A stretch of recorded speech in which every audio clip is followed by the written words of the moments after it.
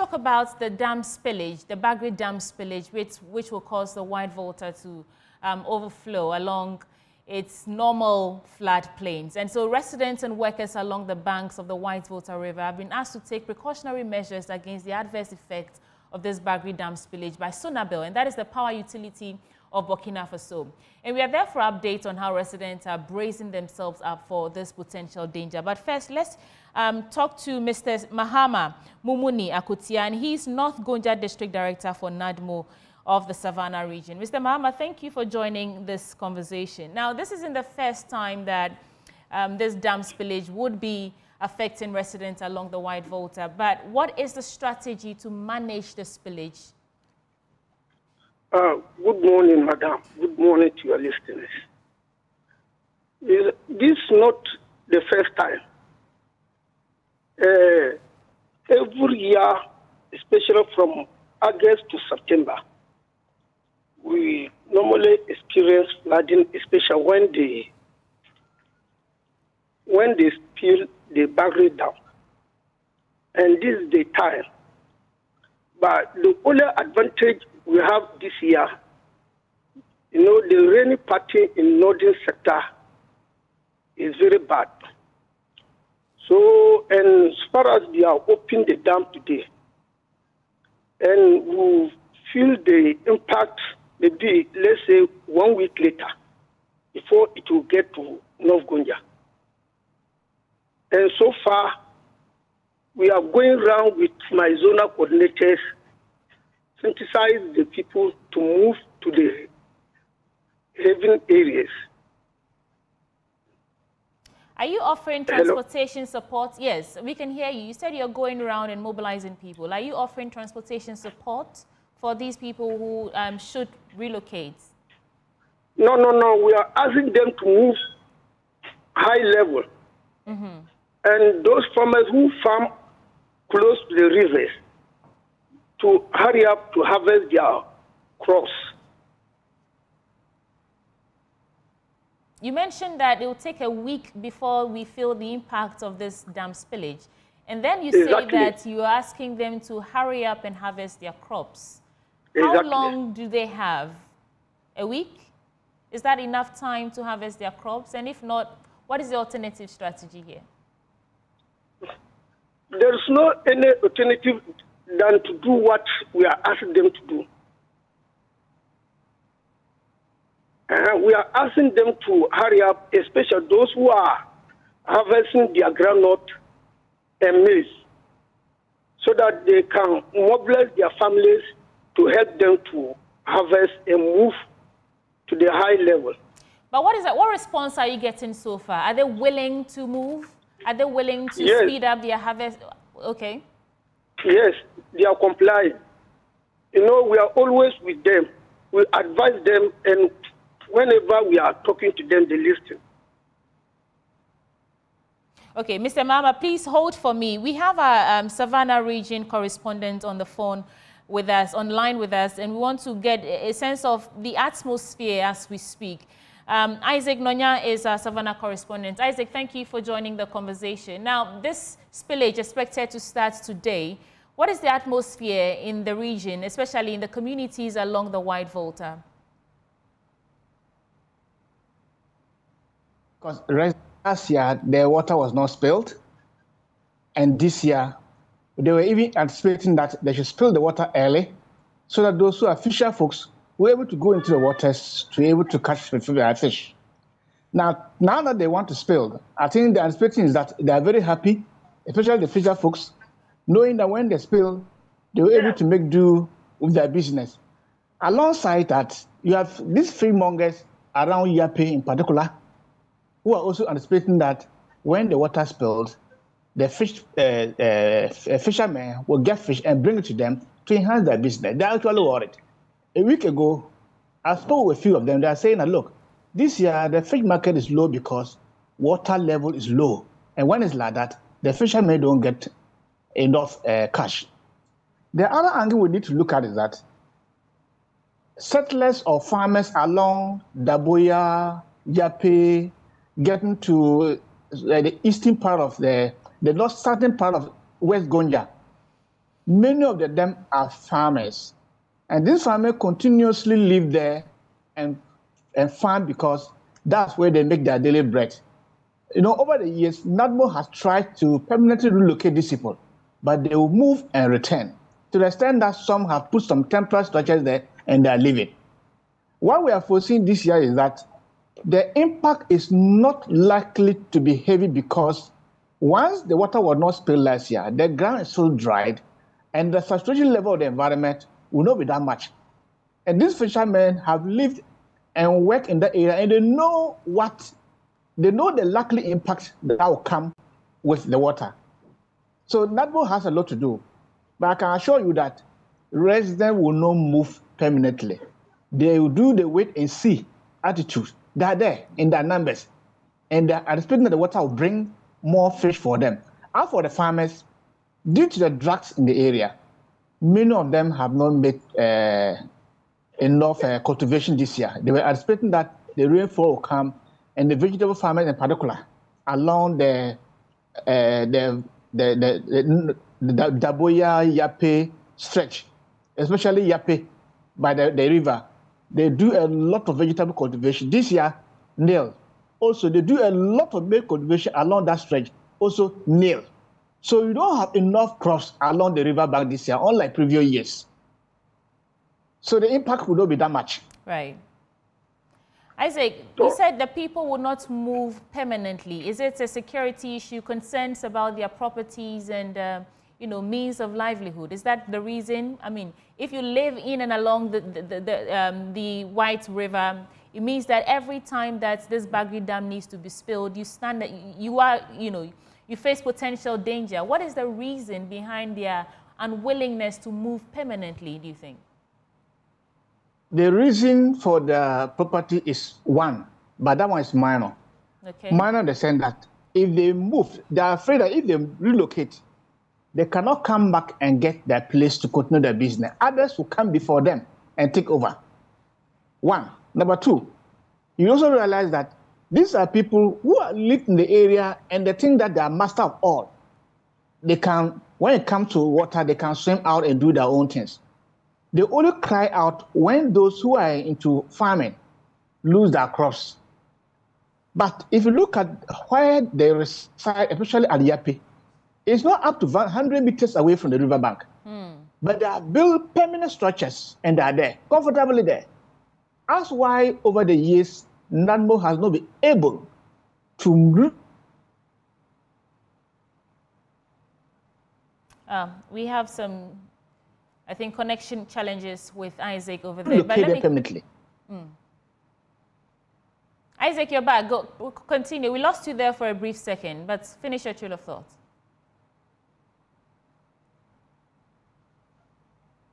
Hello?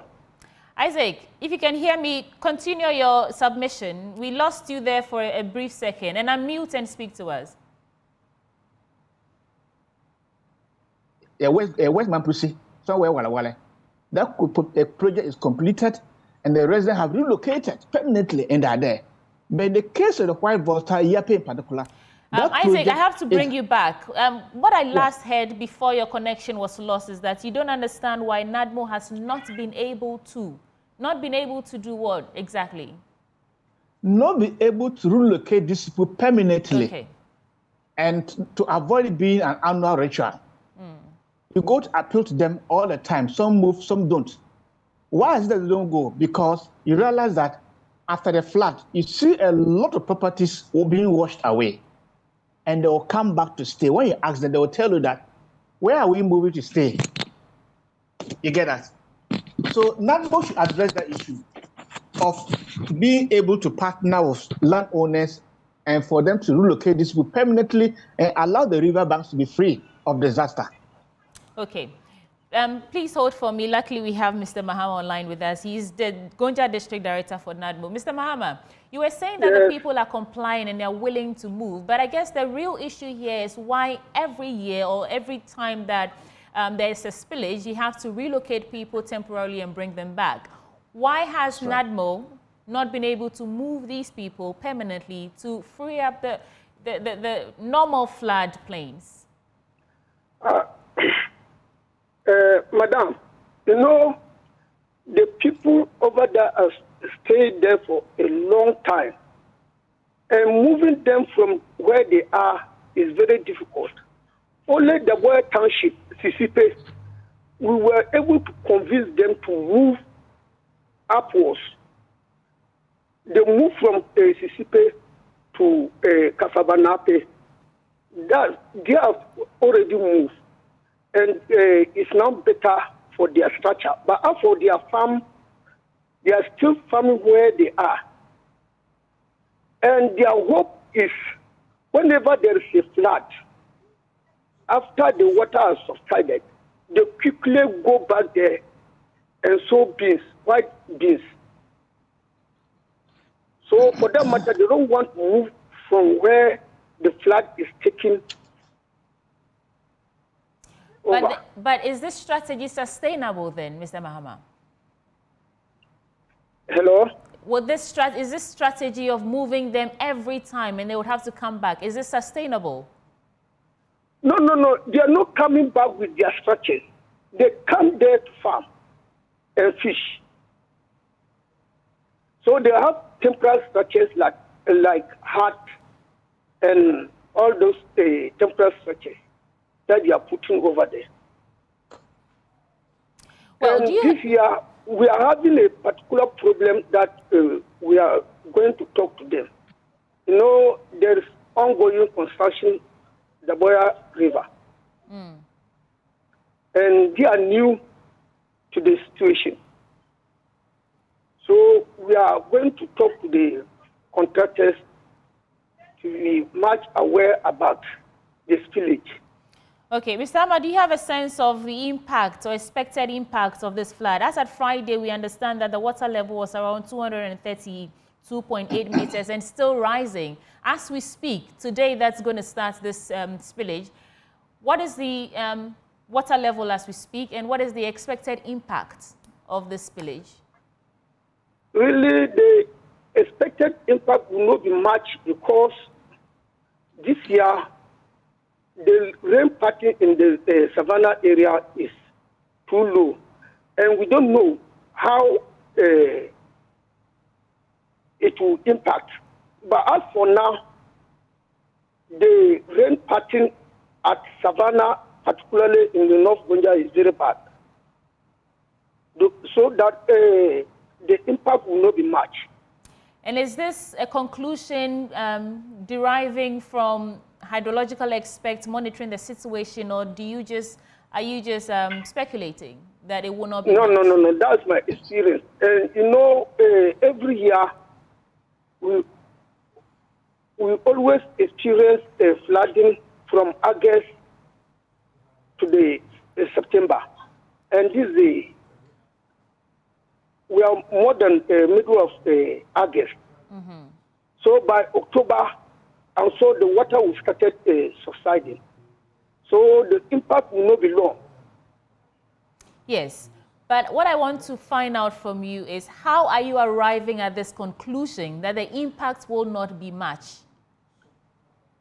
I'm arriving on this conclusion because I'm a native there. But as a native living there, you cannot speak to the certainty of whether the impact will be much or not if you're not a hydrological expert, Mr. Mahama. Oh, exactly so. For that one, I agree with you. I don't know the impact, but with my experience and what the level is, I think it will be better this year. And we don't know the volume that is coming, really. Good. All right. Mr. Mahama, thank you so much for joining us and shedding more light on this dam spillage and the impacts that it will have on people living in and along the White River. Isaac, so as we speak, do you know if majority of the people have already located since the spillage is expected to start today? That I cannot confirm. But if what I've seen around Yape, the river bank there, is anything to go by, they have not made any move yet. It's the wait and see attitude. Let me say this about the impact. You know, one cannot easily confirm whether it's going to be huge or not, depending on the contour of the inflow of the water. It could be that fine. The rain pattern this year has been very bad. The whole environment is dried. And water, no matter how it comes, it will not do anything. But we cannot take that one for granted because the quantity might be very, very huge than the previous years. So NADMO will have to sit up. Residents will have to sit up. They should not take anything for granted. Let me add that the entire enclave of North Gonja and Central Gonja, specifically Yape, is a clay environment. The soil is clay. So it can absorb a water to a level and then bring it out. And particularly August, September. In August, that particular 2 months, there's over torrential rain, and the environment cannot soak all the water that comes with the rain.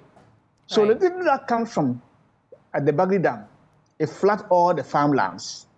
And those living around Yape in particular, they are sitting the time bomb to the extent that they live in permanent structures, the river banks along Yape.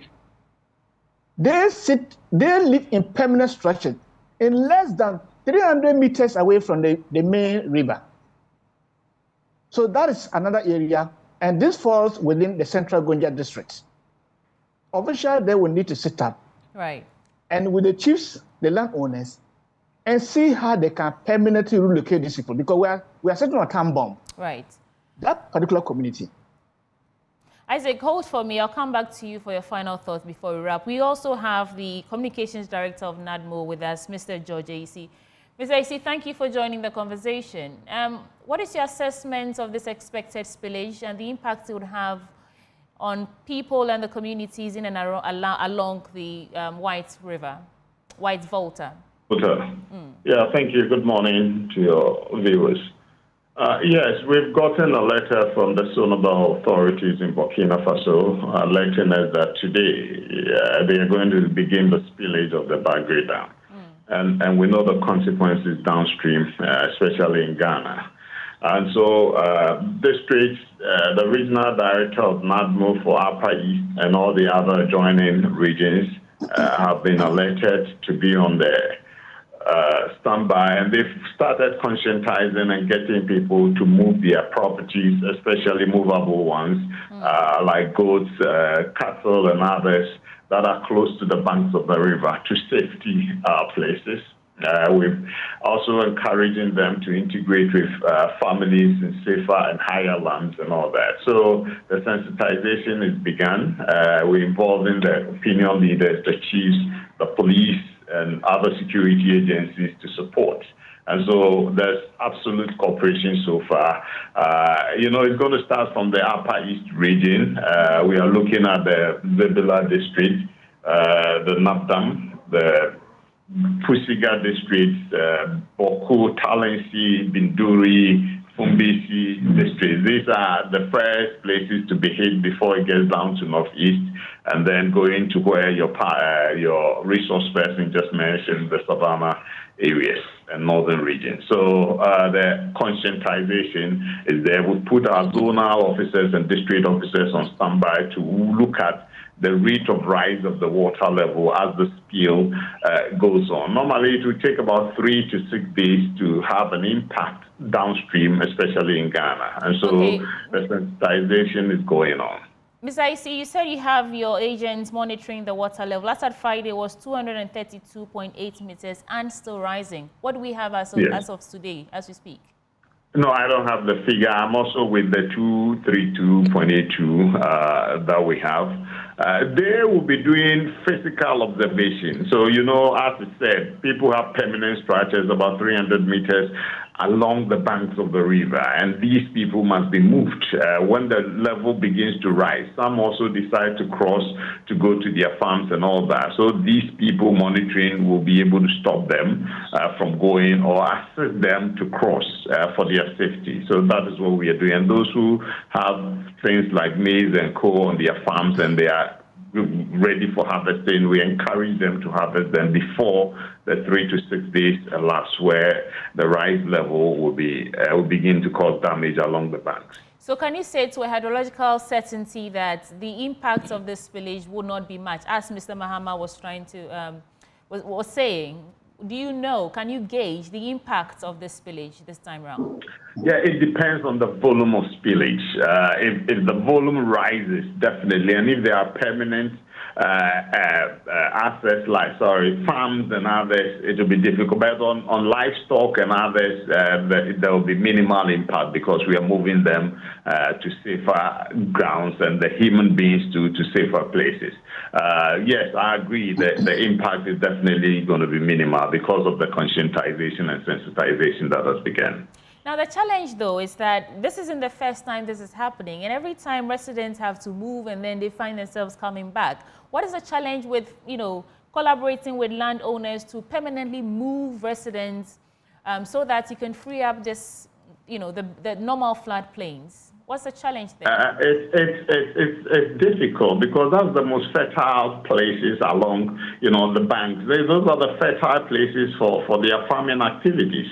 And so definitely the authorities have tried to move them, but it's difficult. The moment the water level recedes, the people get back to do their farming because that is the most fertile areas for their farm activity. So it's difficult and challenging. But however, if the authorities decide that we are going to put a permanent stop to that, then that will be an executive power that we need to invoke to get them to an identified safer places. But definitely, we can do that if we say they shouldn't put permanent structures there. But the farming activities, it will be difficult because that's the most fertile areas that they do their crop farming.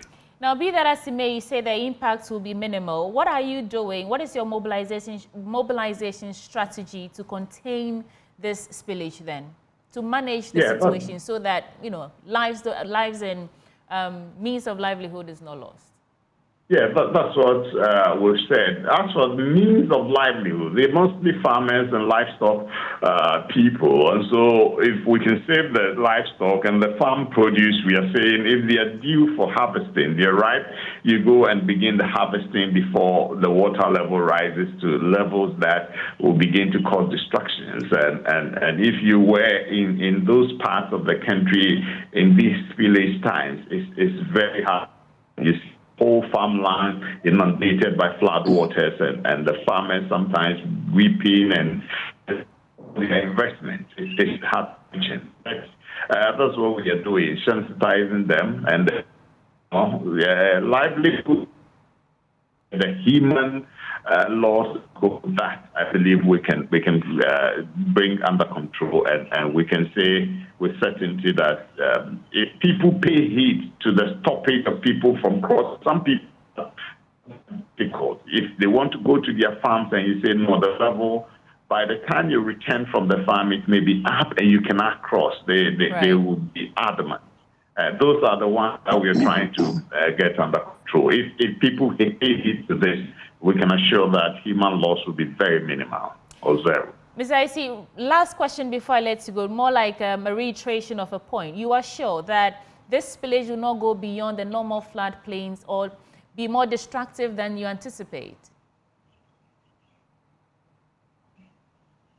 I think we lost Mr. George I.C. then. He's communications director. I'm here. Yes, I was asking you to reiterate the point or reassure the people that this spillage will not go beyond the normal floodplains that you're expecting the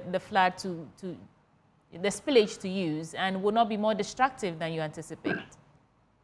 Yes, I've said that it will depend on the volume of spillage. If the volume of the rate of rise in the dam is quicker, then the volume of spillage is going to be higher. Right. And if it's higher, the inundation is going to be higher. But because we are conscientizing people and moving them to safe places and helping them integrate with families in safer places, we can assure that life loss will be minimal or zero. But and this assurance is also coming on the back that you are prepared for the worst case scenario. That's the question. You said we should prepare for this reassurance, is it coming on the back that you are prepared for the worst case scenario? Yes, definitely. We've engaged all the stakeholders and we are working together. I can assure the people of that. Thank you so much, Mr. George Aisi. He's Communications Director for NADMO. We also spoke to Mr. Mahama Mumuni Akutian, North Gonja District Director for NADMO. But let me wrap with Isaac Nonya. Isaac, before I let you go, these farmers who are happy that at least they're going to be getting water and fisher folk, what do you think, what's the final preparations that they're making? Like, what's a wrap of everything happening ahead of the spillage this morning? I can tell you that a good number of them who have moved to other communities or districts are beginning to relocate with their nets, getting ready for business, right? I can tell you that very soon you will hear from them. They are very happy that Bagre Dam is about to open. Listening to what the NADMO officer said, I think there should be a way out in trying to contain the damage that the water will bring. Why don't they contact authorities about Bagre Dam to know the volume of water they are going to discharge? Right. And then to find out whether the previous year they are spilling is going to be the same as this year, or this year is going to be more. So that it will help them to prepare adequately. Secondly and lastly, I think the traditional leaders, the chiefs, the people who reside in this area, listen to them more than the NADMO officers. Right. And I don't know, being the landowners, who gave this land to the people who reside there with the permanent structures? Why don't they cooperate with NADMO? Or why not NADMO cooperate with the chiefs to see how they can inject these people or give them land elsewhere to relocate and leave the danger zone? Until that is done, this cosmetic exercise will always happen every year until lives that should be prevented will be lost. I think the chiefs, I don't want to say they have failed, they should sit up and support NADMO and help them to relocate all those people that have given the land to live around the river there, to move. Isaac but as the saying goes, yes. Thank you so much. That's okay. We do have to go. Isaac is our Savannah regional correspondent, helping us to keep an eye on the intended spillage of the white volta coming from the Bagre Dam from Burkina Faso. But there's still more coming your way on the AM show. Before we end this belt of conversation, though, get ready for the Pastors Kids Conference 2024. That is a legacy edition. Are you a child of a pastor, preacher, or a Christian minister? You are not alone.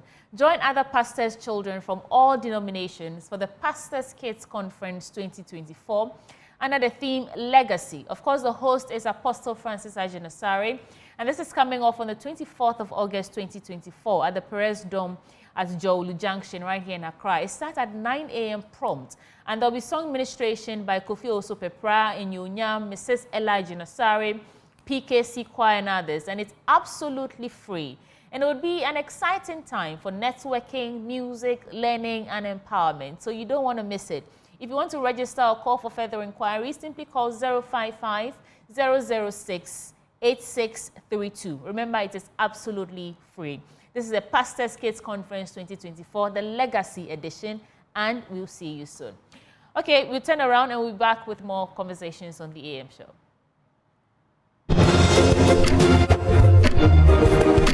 Thank you.